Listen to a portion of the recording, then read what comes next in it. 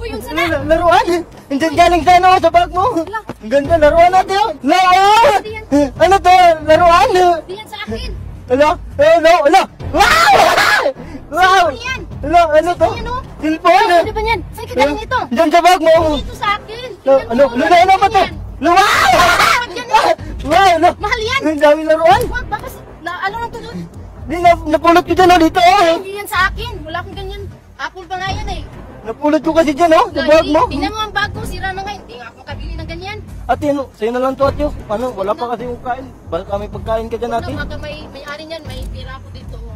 Ito, konti lang yung kabigas. Sa'yo na lang yan. Ano, palit na lang tayo ate. Sa'yo na lang to. Okay na. Hindi ko na kailangan ng mga ganyan.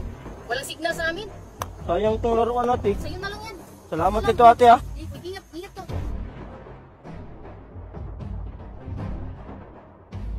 Ate, gumagawa lang po kami ng social experiment. Ate, bakit hindi mo yung kinitong iPhone at saka iPad? Hindi po kasi yan sa akin, kuya. Ano, napakabait niyo po ate. Bakit may dala kang bigas ate? Para sa anak ko po yan, kuya. Wala kasi kami makain. Bakit ang kunti lang ng bigas ate? Kasya na po yan sa amin, kuya. Dalawa lang po yung anak ko. Tsaka ako lang. Napakabait niyo po ate. Dahil dyan ate, may ibibigay ako sa inyo ate. Okay lang yun.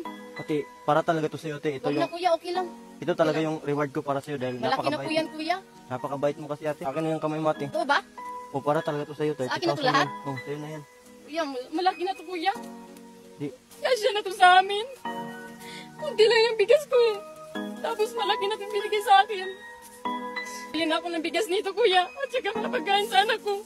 Dahil napakabait mo ate. Salamat talaga.